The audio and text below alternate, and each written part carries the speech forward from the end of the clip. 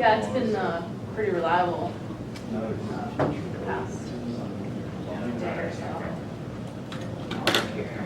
That's always probably like I'm going to send my email. So what's your son doing? He just took a job that starts July 1st in Madison, Wisconsin. They're, it's just that like Bill was saying, this work is 20 phones. So you guys travel far? How do it's Chicago? Probably. Unfortunately, I got California? stuck in, yeah. Right. Unfortunately, I got stuck in Kansas City for 5 hours. Oh, Because of the storm? Yeah, they're like, for 30 minutes of time. We're landing in Kansas City. Yeah, yeah. it was nice. They do medical building software. And they have the market, hospitals, trauma care and all that. Good time in the business.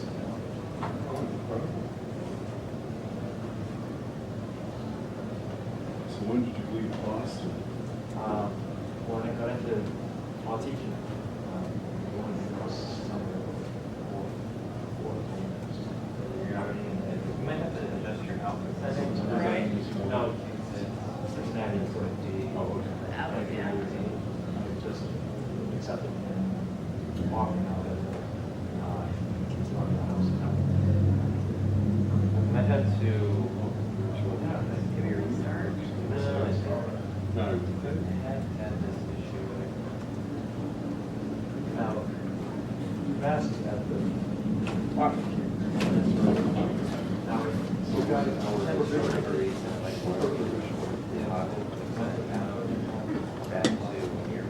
well,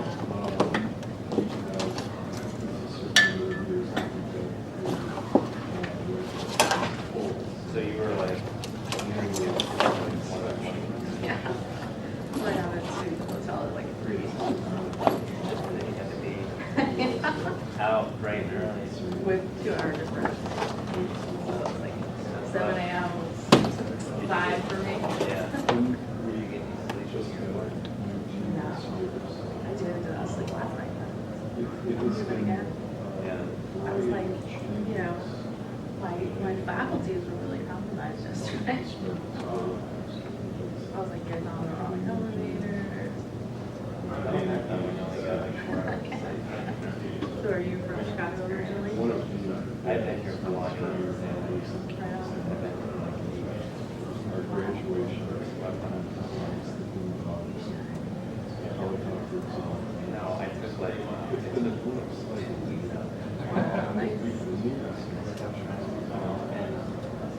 I was gonna say, were you today?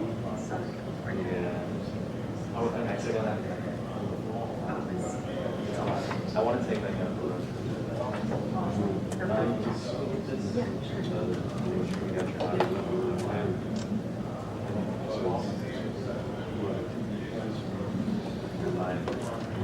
Hello, hello, hello.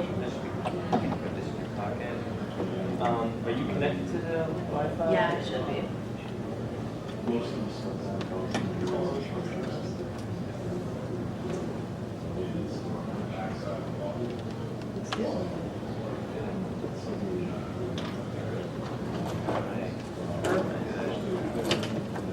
Oh, well, thank you so much. You're very Appreciate welcome. it.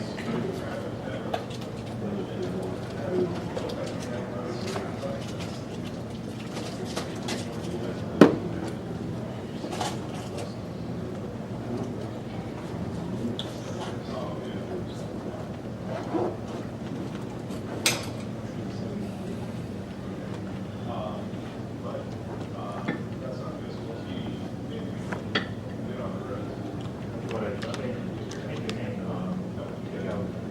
you asked me if I was talking to boss.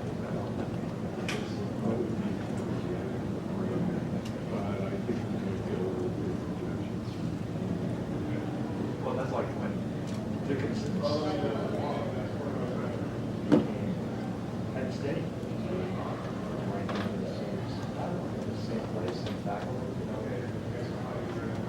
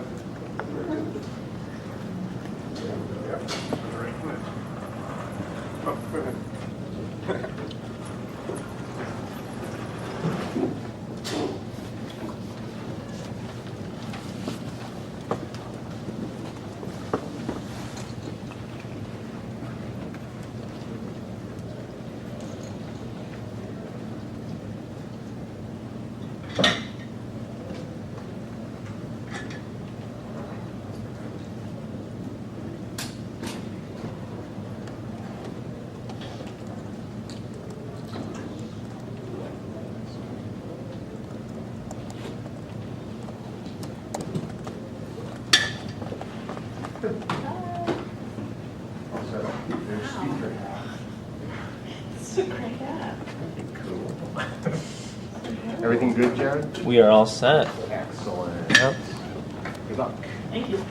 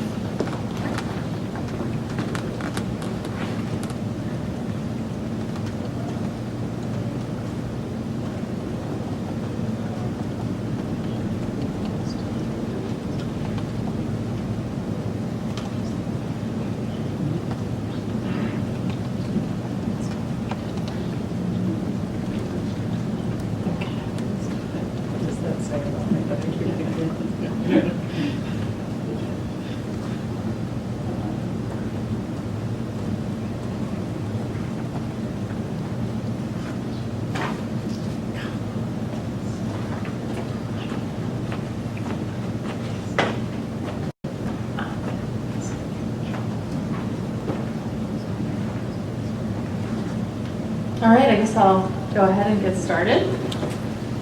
Welcome. Thanks so much for coming. My name is Kathleen Cowan, and I am from BePress. And many of you have probably met me at conferences before. Some of you already use Digital Commons, so I know you that way. I've been with BePress for almost 10 years now in several capacities. Most recently, I have been helping to bring law schools into the Digital Commons community. So just a really brief intro to what Digital Commons is, which powers this network. I think most of you know, and again, some of you use it, so you definitely know. Digital Commons is a hosted institutional repository platform. It's also known as an institutional repository, IR. Law schools use it to showcase law reviews, faculty scholarship, historical collections, events, lots of different kinds of scholarship on the web. And it's basically, I guess the simplest way to think about it is it's a publishing platform for universities, medical schools, and increasingly for law schools. And today, I'm going to introduce you to the Digital Commons Network, which is something brand new that we developed in late last year and recently launched. And initial response has been really good. So hopefully this will at least be interesting. It's like that. Police coming to take us away? All right, so the first thing I wanted to do is sort of talk about why we did this. So it was certainly a very significant project that took a lot of sort of development time and vision, but we went in this direction for a very tangible reason. And the first reason is what I'll call the island problem. So up until now, repositories have really been islands. You know, they may contain a lot of important stuff, but they've sort of been off floating in the internet ocean, not really connected to any other resources. And the same applies for, you know, scholarship on websites. You know, the same problem occurs if you sort of put, you know, your law reviews up on your website. They're just kind of chilling in this one island. They're not having any sort of network effect. So the second problem, as we see it, is called the dead end problem. So many IRs are developed as databases, and they provide almost no capacity for the reader to browse. So every paper that you reach is a dead end. And you're basically, well, in a lot of IRs, you're basically forced to do a search if you want to find anything. And there's no easy path to, you know, move from one paper to another. And repositories have gotten a lot of criticism for this in the past years, and I think, you know, rightfully so, especially because there's this increasing focus on interdisciplinary collaboration, especially in the law world.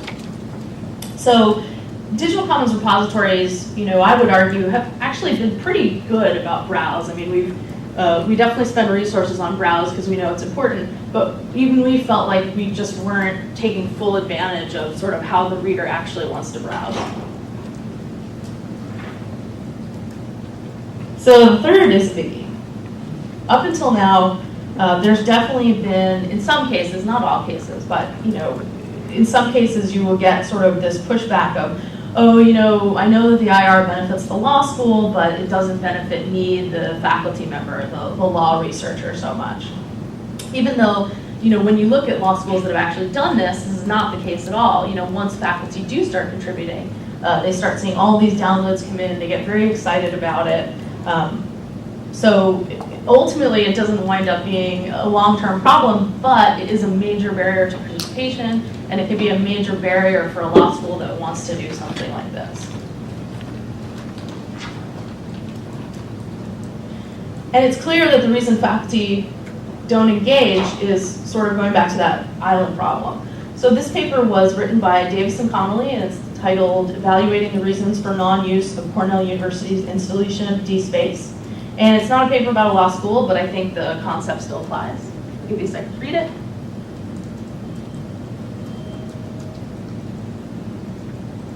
So again, you know, look at the language here. It's the island language. It's isolated, it's unique, and so they don't see a whole lot of benefit. So here is our solution for all three of these problems. It's called the Digital Commons Network, and what it does is it draws together content from nearly 300 repositories that use the platform. So this is both main campus repositories and then also the 54 law schools that have their own specific instance of digital commons. So anyone with an internet, let me bump this down a little so you can see the whole thing. So anyone with an internet connection can access the network. It has no paywalls, it has no embargoes, no subscriptions. Everything in this system is totally open access. And as you can see, you can hover around this giant wheel and we can browse into different subject areas. So here's the law network, business, medicine. So really what you're seeing is a visual representation of all the papers in Digital Commons organized by discipline. And the way that this is generated is there is a 3-tiered discipline taxonomy that gets attached to a paper upon upload, and then this sort of determines where this paper lies in multiple networks. And as you can see, law is by far the biggest piece. It represents over 130,000 objects, 62,000 authors, and 28 million downloads. And I'm going to click into the law network itself. I'm on a wireless connection, so it might be a little bit slow. So hopefully. So this is the law commons itself. And on this page, we can browse into scholarship in several different ways. So first off, we can see recent articles in law. So here it's just going to sort of show you a running live list of papers that have been uploaded. We can also look at popular institutions and popular authors here and popular articles. So what we've done is we've basically built an algorithm that looks at downloads for the last month and ranks papers and ranks authors accordingly. So most of the stuff in here, well, a lot of the stuff in here is law review stuff. We have over 140 law reviews publishing in Digital Commons, and many of them, most of them, have all of their archives up. So a lot of this scholarship is going to be law review articles. But also included is faculty scholarship, book chapters, briefs, working papers, conference proceedings, other scholarly work, basically any scholarly work that a law school is producing. One thing I should mention is that each month, popular authors and popular law schools get an email letting them know, hey, you're a top performing law school in the field of this or that. And that has been an incredibly popular feature, especially for faculty. They get very, very excited to see that they're dominating their area of research, no surprise.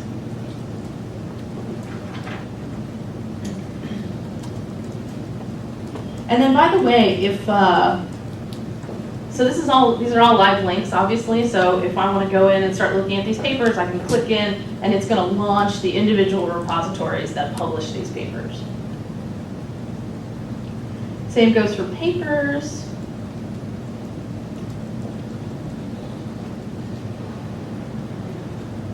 I can click into any of these papers, and again, it's going to launch the individual papers which are published in the individual repository. And I'll show you sort of how that's connected more in a minute.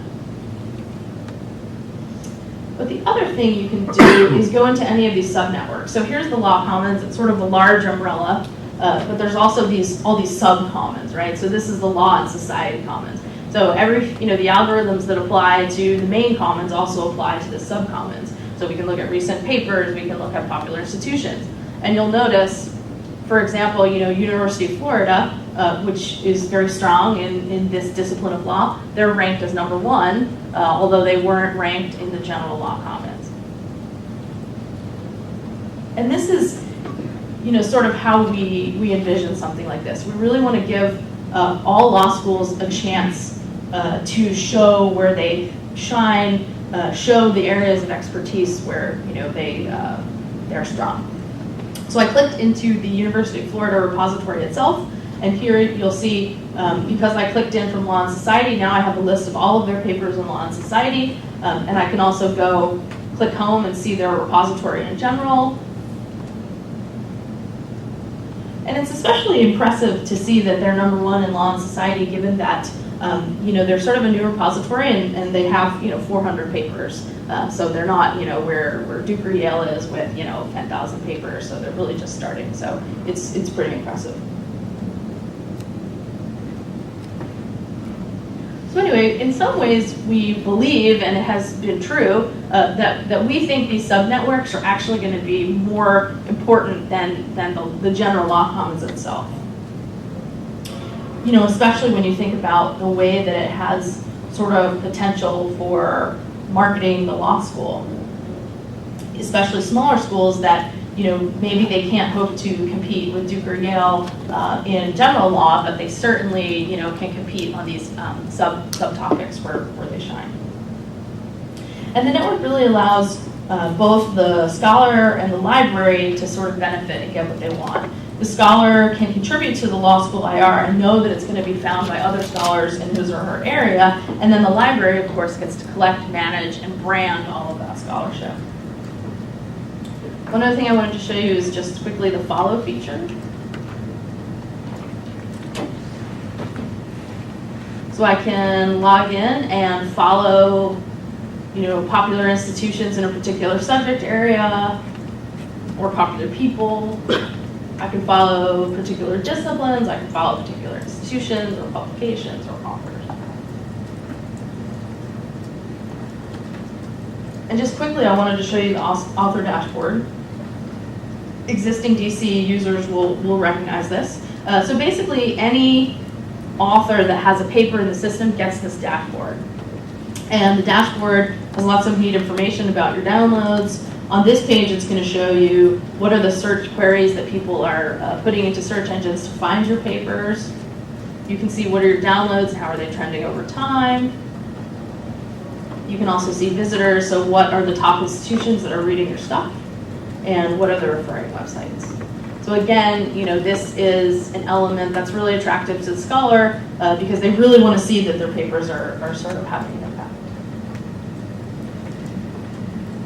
And I'm just going to go back for a minute. So although this is sort of envisioned as a browse tool primarily, there's also a search interface.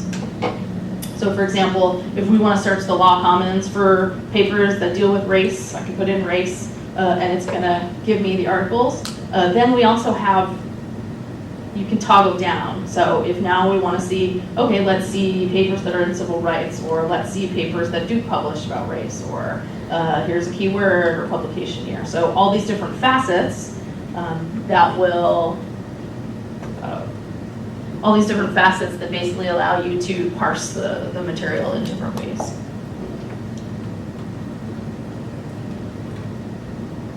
So who is using the network?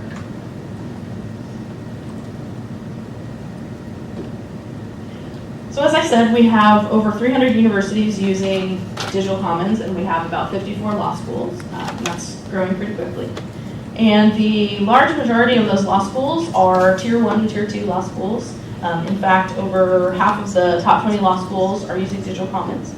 So I think they were sort of the first to do something like this, but we're definitely seeing smaller law schools coming up work, especially recently. And as you can see, some of the really heavy hitters, Duke, they have almost 10,000 papers and 3 million downloads. They're obviously doing a really great job. Marquette also has a really big repository. They were sort of one of our earliest adopters. Boston College, Indiana American, and the University of Maryland. You'll also see a smattering of law scholarship from main campus repositories as well. You will occasionally get a law school that joins up with the main campus to publish a lot of their stuff. Most of the law schools that are serious about publishing their scholarship will create their own, but occasionally they'll do a joint initiative as well.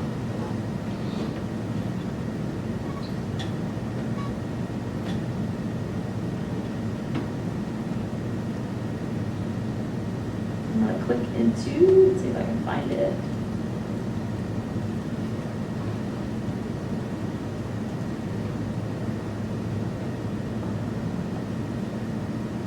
I'm going to click into Washington and Lee.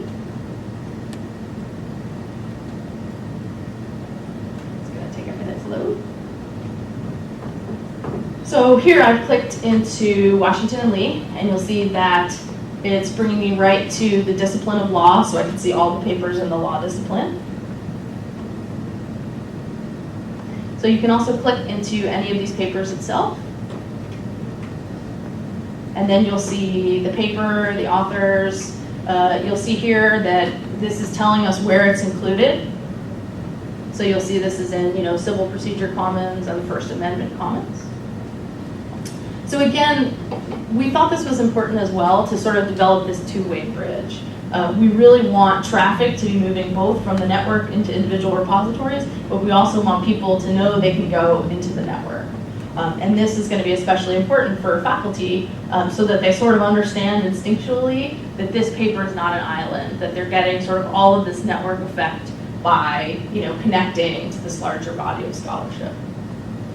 And so far it's working. We've recently launched, but we found that 24% of traffic to the network is coming from individual repositories. So that two-way bridge is definitely working. But I can also start to browse around by discipline. So here I'm in law, but I can go up a level and see all of the disciplines that papers cover in the Washington and Lee repository. So I can click into, medicine and health sciences and see the subdisciplines. The other thing that I can do is I can look at the papers in medicine and I can look at the authors. So here's papers in medicine, and again, I can click in and look at the metadata about the paper. I can launch the PDF. I can also launch authors that publish in medicine, and you'll see that it's going to list the authors with the most papers on the top, and then also the related disciplines that this author publishes in, so I can then go explore what this professor is publishing in other areas.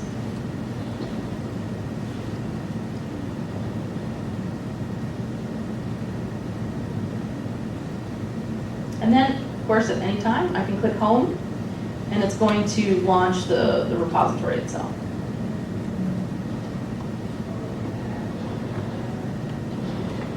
So here, the browse experience continues. You can browse research as the library sort of wants to showcase it. So the library chooses, sort of what do they want to put right on the front page under collections. We can also look at recent papers or a randomly generated paper of the day. You can also choose to add top 10 papers to this page as well. So you're basically giving readers, many, many avenues to browse your scholarship. And then, of course, this should be familiar. There's also a wheel that specifically deals with this repository. So we could also go in and start clicking around just by this sort of visual guide of the wheel. And the thing to remember is that even though we built the sort of architecture and infrastructure that powers this, it's the librarians that are uploading the papers and sort of deciding where they go and putting up the metadata. So this whole collection is really curated by librarians and by the law schools that are contributing.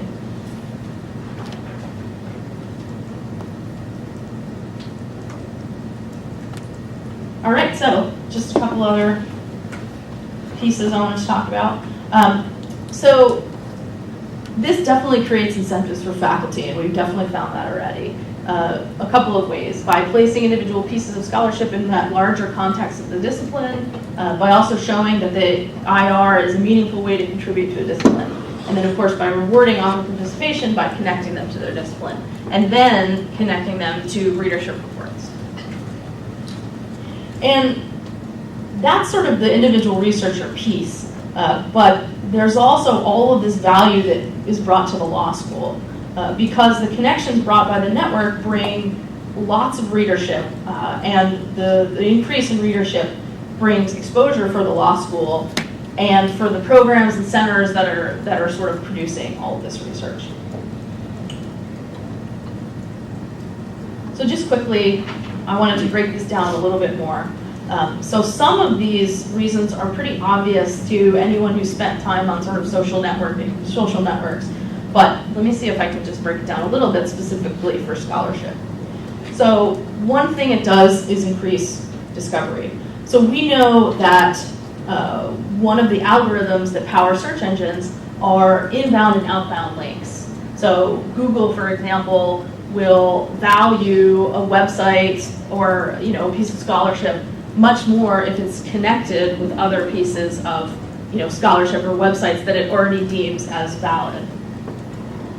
So to think about how much benefit we've created by creating hundreds of thousands of inbound and outbound links between all of the scholarship that lives in these repositories, you can imagine how that vastly improves the readership and the standing that you're going to get in something like Google. And then, of course, there's just the benefit of being in a space next to Yale, and next to Duke, and next to Cornell, and Northwestern. That of course has value in and of itself. So with the network, we've really created a browse experience that hasn't really been found in the law community on the web. And the great thing about people who browse is that we find that people who browse stay longer and they look at more pages.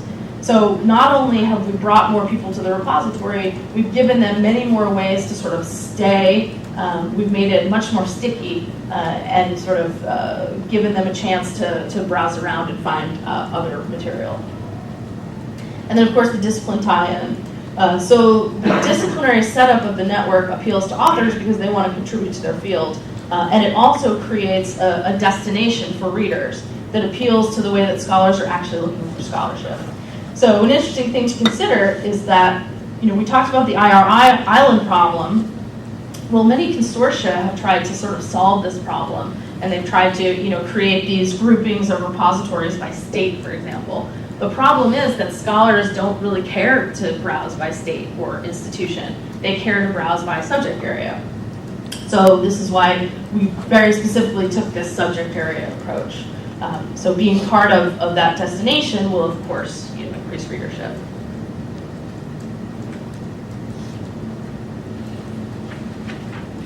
And the network is just, one piece of our strategy to increase readership.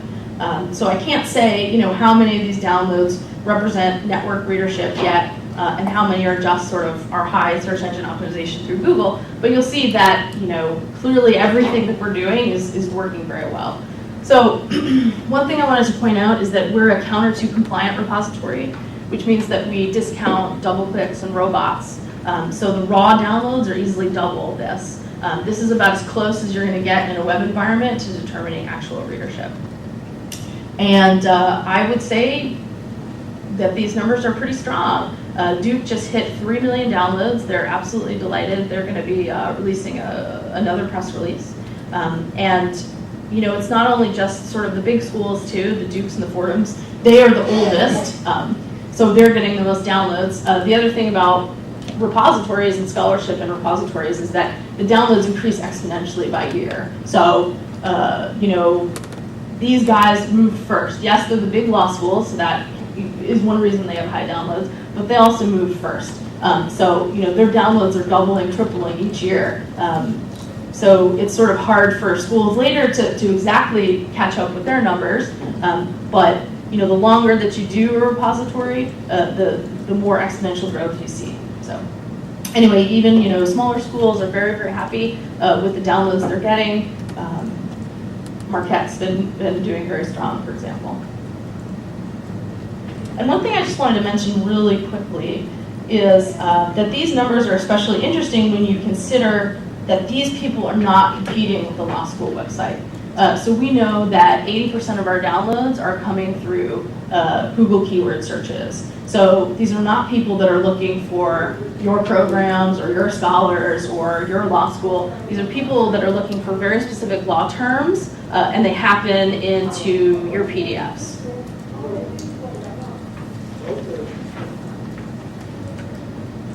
So just a couple of fun blurbs about the network. It's been really well received, which we're really psyched about.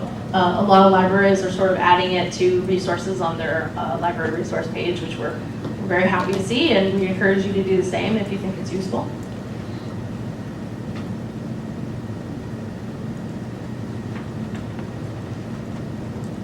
So really quickly, I wanted to talk about what's next for the network. because what you're seeing is really just sort of a 1.0 release. What we're really hoping for is to hear from people who are using it to tell us what direction they want us to take it in. For example, we might open it up to other resources, or we might allow other types of repositories to be part of the network. We might turn each discipline into a very formally curated collection that we hand over to a librarian at an institution that's very strong in that discipline. So the world is very open, and we are very open to seeing where it goes. And with that, I'm going to open it up with for questions or comments or thoughts. What's your sort of thoughts on how this interacts with SSRN? Because I know some faculty are concerned about having work available other than on SSRN because that tends to get counted more in certain places. Do you have any? Well, what kind of the BePress answer to that? So it doesn't really have interaction with SSRN. They're two distinct services, obviously. But in terms of faculty who say, I use SSRN and I don't want to use something differently because I'm concerned about my downloads getting watered down. There's been a fair amount of research on this, and Carol Watson, James Donovan, Pamela Blue, they've all done papers on this, and I'm happy to send those papers around. But basically they found that Digital Commons is, number one, a bigger audience, number two, a different audience. And I think that makes sense, right? Because SSRN gets most of its downloads from those mailers that it sends out. So it penetrates a small audience really, really quickly, but then it falls off over time. Whereas Digital Commons is really for the World Wide Web, for Google searches and just people that are not necessarily your peers at other law schools. They're just looking for law scholarship. And you'll see that the BePress downloads increase over time. So it makes sense that they serve different audiences. Does that answer your question? No, exactly. I mean, why wouldn't a piece on SSRN show up on a Google search as well as on the... It does, but most of those downloads that come to SSRN seem to come from the mailers. I don't exactly know why that is.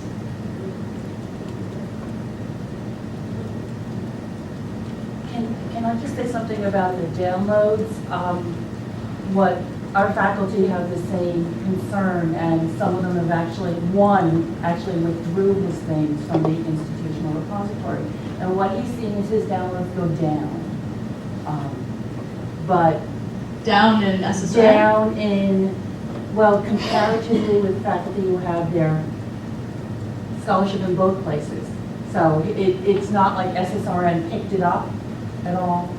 So I don't know. And then we also have found, just by doing Google searches, that your search engine optimization is much better than SSRN. It'll come up higher in a Google search.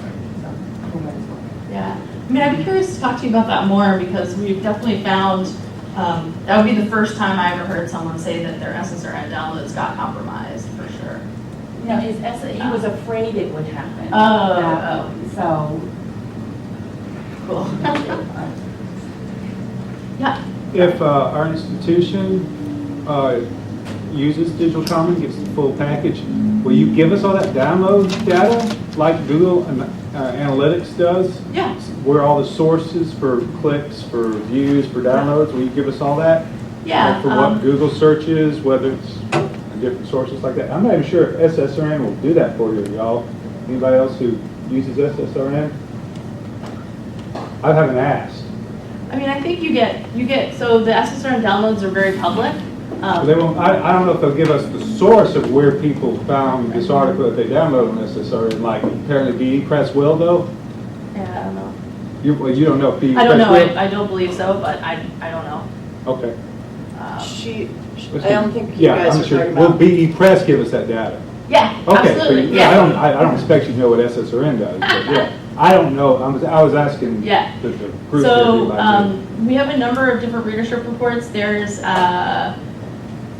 readership reports that look at who's downloading the PDF, sort of straight up download reports. And that's for everything, all the collections in your repository. So if you think about it, you know, the law review, for example, they now get a whole wealth of download reports that they weren't getting before. They get to see who's accessing their archives, who's accessing their current issues. So that's number one. Number two, we're integrated with Google Analytics. So you can do a number of really great reports, for example, showing you what countries people are coming from or sort of where they're coming from in the local community.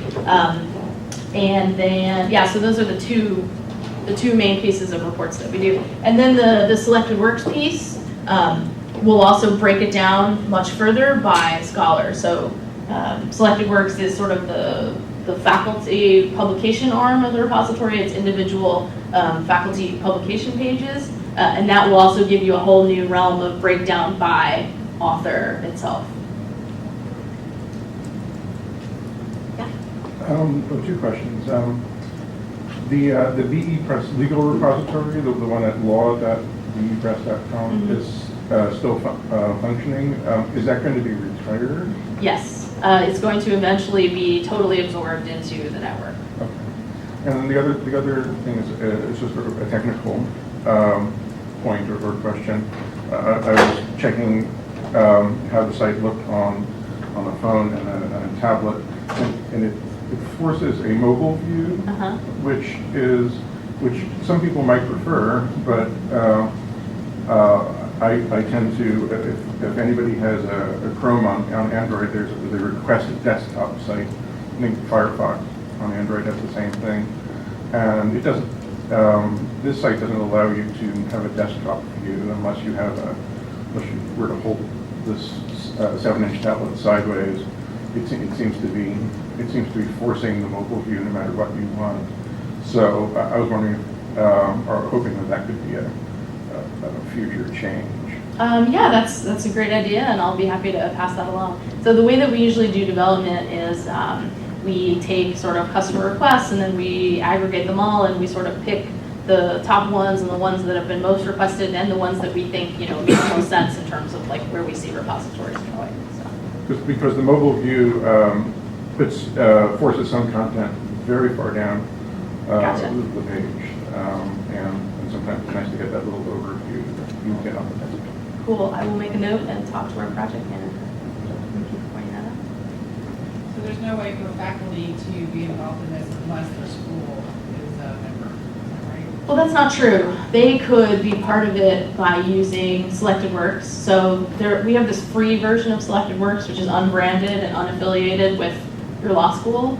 So the individual scholar could create a Selected Works site and be part of the network. It's just that the library, you know, wouldn't be a part of that process, and the law school wouldn't get any credit necessarily.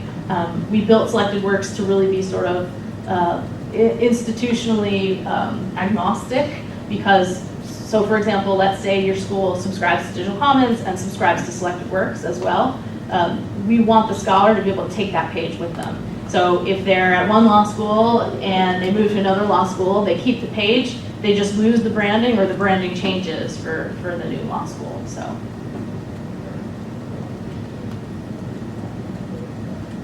Any other questions? We're definitely out of time. Well, thank you so much. I hope it was interesting, and please let me know if you have questions. I'll be here for the rest of the day. I have a table outside too, so, you know, ask me questions here, ask me questions there. But thank you so much.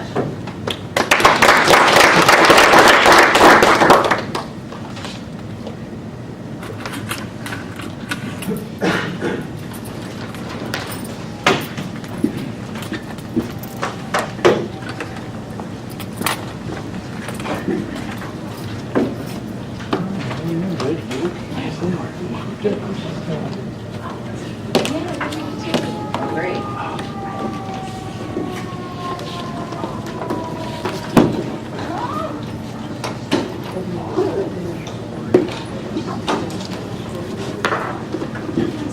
Separate dashboard for administrators, and it doesn't quite look like that. I'm trying to think of like there's any space where you can see the, I mean, 'cause I assume you're interested in like the keywords and stuff like that. Do you mind if I just know? Yeah, sure. Yeah. Yeah.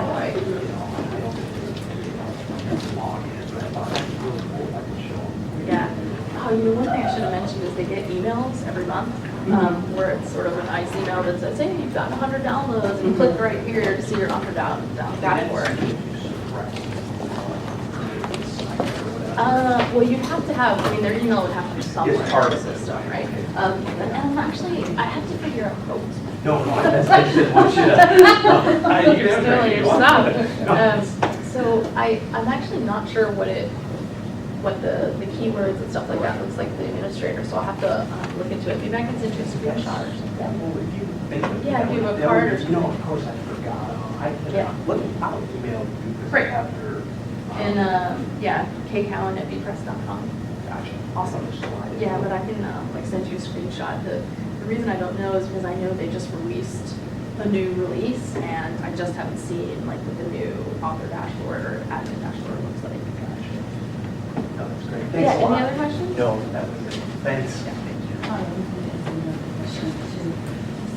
With the new website, I'm trying to push that back over the time. We're strong at pacing and learning a lot, I send it to Yeah, them all right, the right. time because it comes up. But you said that the faculty gets emails if they are, and that the administrator gets emails as well? The administrator gets the emails for the subject area, right? To say you are a popular. I'm not sure that they get messages that say, Jim Smith. No, I don't need, I just, that general They do, email. yeah, they do. Because I have a feeling because we're part of the university. Right, digital yeah, commons, right. Just because, and that's a financial thing, because the program I is know, paying yeah. for it, so that's why we, but I don't get those. Because I administer the law school site, Okay. but not, obviously not the university site. Is there a way I could get Let those? me ask. Yeah. Because it might just be a matter of putting you, I know that my. adding you as an admin. Yeah, I know that I am for, obviously for the law review part, but. And I know that you try to do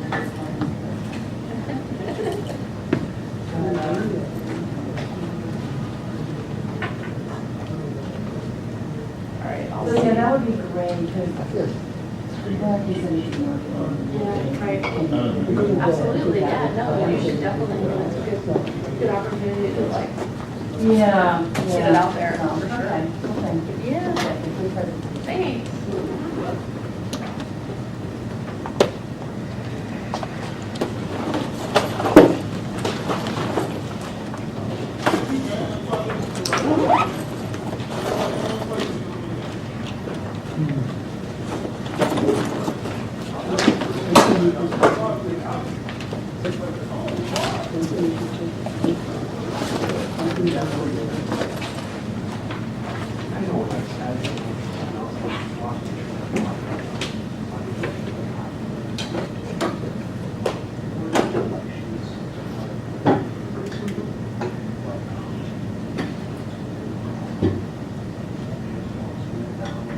No, it's everything. So Valparaiso will show up. What is my Yeah, exactly. Because you'll have, main campuses putting papers in 10 different areas of law, so we couldn't possibly shut it off. I was just. Awesome. That's like the best. Were you in the main, the law commons? Or were you in the? Like the law. Awesome. Yeah, you guys must be doing a very good job. Will there be anything tagged as like that? Right. Yeah. Well, that always, like that always. Oh, yeah. Why Yeah, no, especially in law, because, like SSRN is so public and the downloads are so public, so I think law has sort of clearly already been convinced of the value of networks, right? in a lot of ways. Yeah, you get the.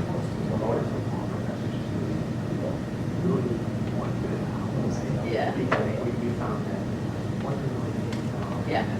there was one person who was on sale with. Yeah, and then all of a sudden it's, Like, we're going to do 10 awesome presentations, but it's not one guy, but. totally, and I've definitely found that when I talk to professors, they love to see the network. Yeah, and deans too, deans are super into it, because they always have the subject area that they're super interested in. So. Yeah, and right, the browser feature is Yeah, totally. Cool. Yeah, Glad to thanks meet so you. much. Yeah, thanks a nice lot. meeting you. Nice meeting you too.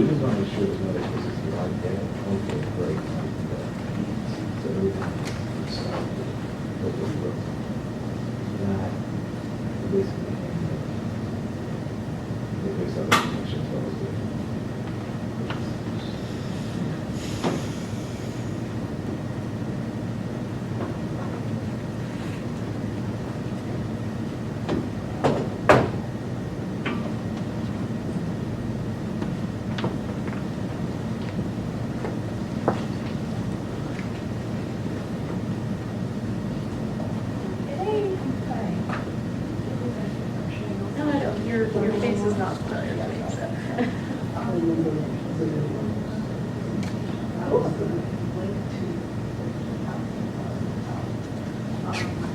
Yeah.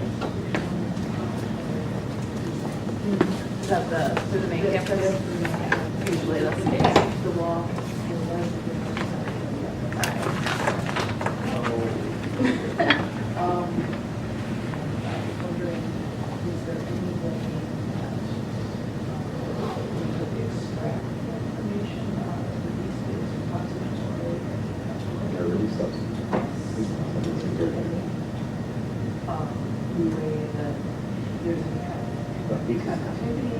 Yeah, so we've had a number of schools do that, and it's not, we don't have a tool directly built, but here's how. We have a batch upload process. So basically, you can export the data from eSpace and get it into two formats, either XML or Excel, and you can just do everything.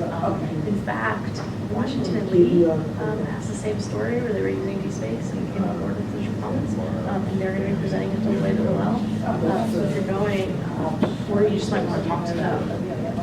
Yeah, so you should just talk to them. I'm actually not sure that they exported the data, but they may have. I might have to check into that for you. That would be a good.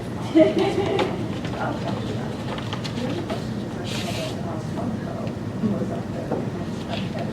Yeah. We're part of Malco. Okay. And I was just kind of wondering how Malco put that together, what Yeah. are all institutions in there, or join, or how did they do that? Yeah, so basically, Nelco was an early partner, and they basically asked us to build for them a Nelco repository. Nelco has like three hierarchies, so there's three hierarchies, right? There's all of the repositories, and then Nelco has this sort of sub-repository, and then all the Nelco schools are attached on both levels. And basically, I've spoken to, sorry, who's the head of Nelco? I can't remember her name right now. Is it Marcy? Anyway, so I have spoken to the head of Malco about whether or not Malco would want something like that, and she was basically like, yes, we would, but we're early. Now this probably changes because we had, I think, 6 Malco schools come on board last year. Well, see, that was the other question, how many of the Malco people are already in? Yeah, so I think but it's that waters down. I think it's like seven or eight are in, though only half of them are live because most of them came on board in the second half of last year. But Chicago again, we just joined Loyola University of Chicago, University of Chicago, Montana, they're part of Marquette. There's more, but I can't remember what all the University of Missouri, Kansas City just joined. So there's a fair number, and they're all coming live. I would say probably this summer, a lot of them are going to start coming live. So I'm happy to send you new live ones as we launch. What's the time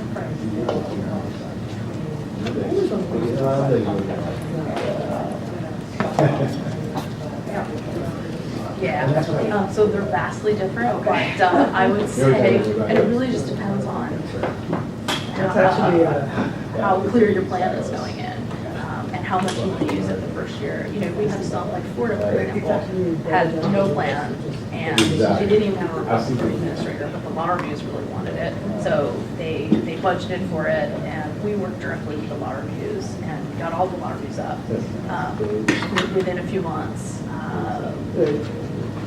But So that was a pretty fast process, right? But then you have other schools where like year one, they have this plan to launch 10 different, publications and the law reviews, and they want, 10 people working out of the library. So then that's going to take a little bit more time. So it really depends on, what your plan is and how many resources that plan is going to take. But from our end, it's really fast. Like we can build a repository in 3 weeks. Okay. And then the individual. Right. But, we don't mind either way. Most take a pretty slow launch where they're going to take at least 6 months to go live. And then there's the occasional school that's just chomping at the bit and they'll go live in a month. And then there's another school where, it'll drag out over a year because they're working with marketing, they have to work with communication, so. Exactly. So what do you do in the library? Cool. Great. Yeah, this is sort of in your wheelhouse for sure. Do you guys have a sense of time frame? Well, we are still pushing faculty SSRS. Right.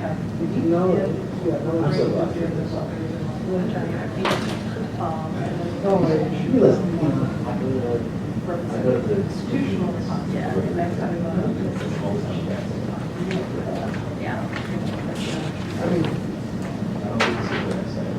So I don't anticipate us. All right. Yeah. It's like, Right. the shower, is your shower inside this one? So it's like, hang on. I mean, the only thing to consider is does each resource can be successful? Absolutely. For law schools, it's less so. You don't have a lot of reviews.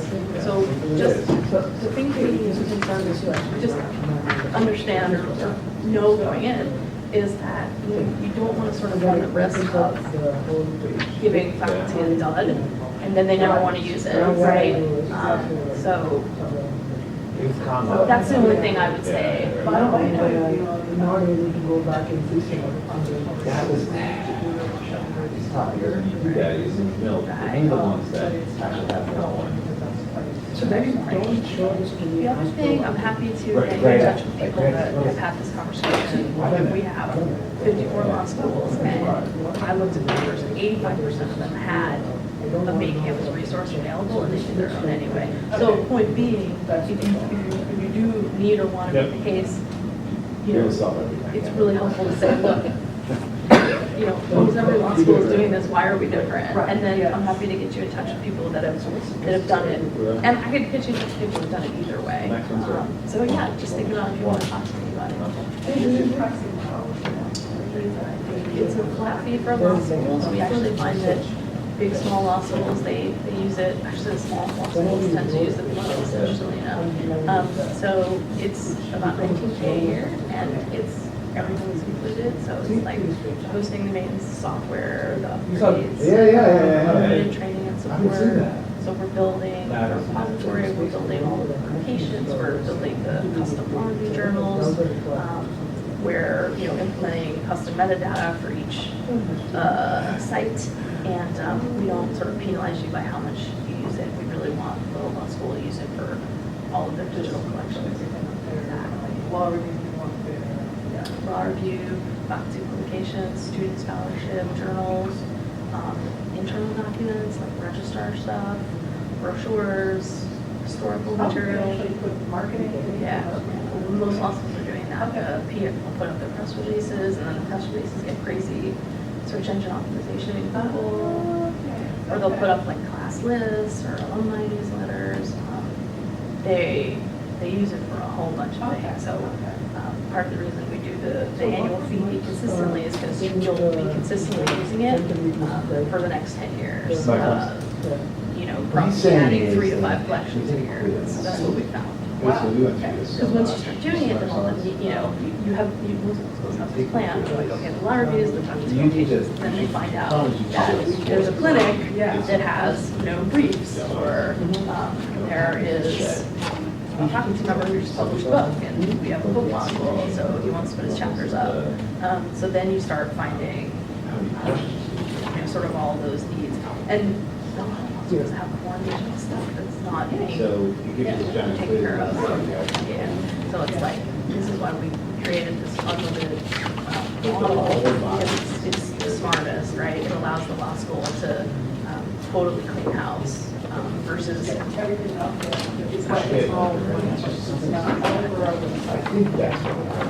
The other thing is that it creates a full text index search against everything, which if you think about from any level that's useful, but like for marketing, how do they full text index search their press release? They don't. Law reviews. Exactly. Law reviews, how do they full text index search their archives? They don't. They can't. So that's a, piece of that. Do you have a card? I didn't leave them all. I'm just gonna write your name down so I have you, if that's okay.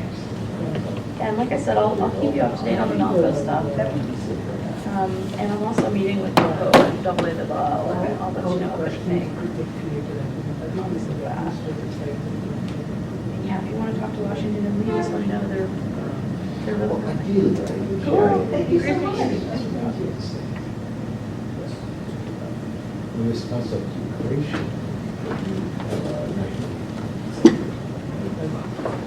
and version. Does which have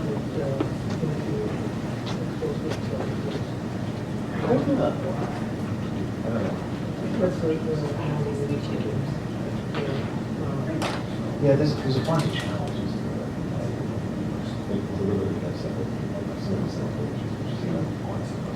Right.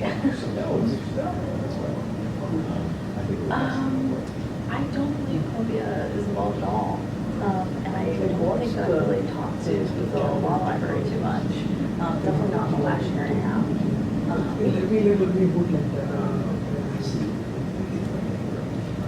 Let me make sure that they're not a main campus really quick. I'm less familiar with, the main campus.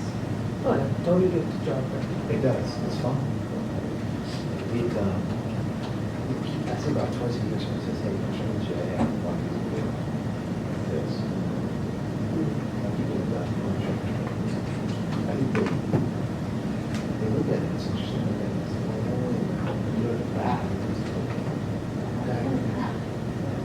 I'm trying to control that. That should be